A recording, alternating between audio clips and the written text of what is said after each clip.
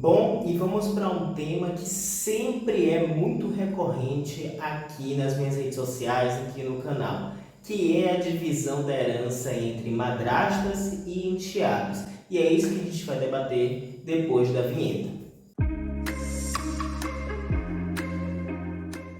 Bom, antes de mais nada, eu quero pedir que você se inscreva no canal, deixe o like, compartilhe, comente, porque isso vai ajudar muito na divulgação desse vídeo. O YouTube vai divulgar esse vídeo para pessoas que estejam na mesma dúvida que você ou que estejam passando na mesma situação que você está. Então, vamos lá entender como funciona essa divisão. Antes de mais nada, eu estou levando em consideração a divisão da herança quando estamos adotando o regime da comunhão parcial de bens, porque simplesmente é o regime que mais é adotado dentro dos casamentos e também dentro das uniões estáveis no nosso país. Então vamos lá entender como funciona essa divisão de bens. Em primeiro ponto, a gente tem que entender que madrasta, ou seja, esposa e filhos, são herdeiros necessários. E aí vocês me perguntam, mas o que são herdeiros necessários?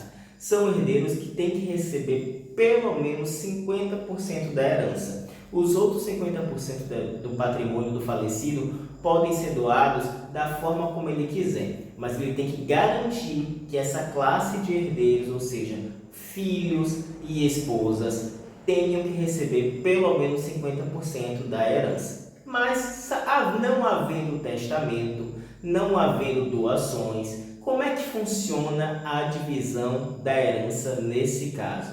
A gente tem que entender primeiro dois aspectos. Primeiro, o que são bens comuns? Bens comuns são aqueles que são adquiridos durante o casamento ou a união estável e que, portanto, pertencem tanto ao marido e à esposa. Se o marido falece, 50% é garantido já da esposa, desses bens comuns adquiridos onerosamente, ou seja, investiu dinheiro para que esse patrimônio fosse acrescido, então 50% pertencerá à esposa, nesse caso, à madrasta. E o que são bens particulares? São bens adquiridos anterior à relação ou bens que não se comunicam, como é o caso da herança, que não se comunica no regime da comunhão parcial de bens. Esses são os bens particulares.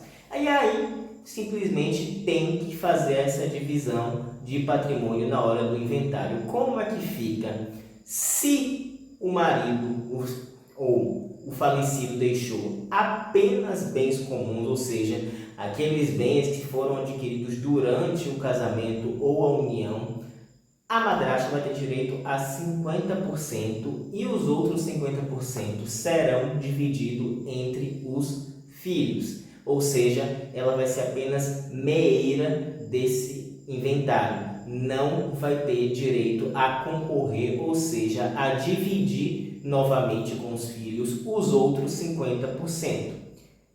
Caso o falecido tenha deixado os bens particulares, a madrasta vai ter os 50% dela, porque vejamos bem, pela milésima vez, meação não é herança, é um direito que decorre do casamento. Quem me acompanha aqui já está careca de saber que meação não é herança. Voltando, se o falecido deixa patrimônio particular, a madrasta, ou seja, a sua esposa, vai ter direito a 50% do patrimônio comum.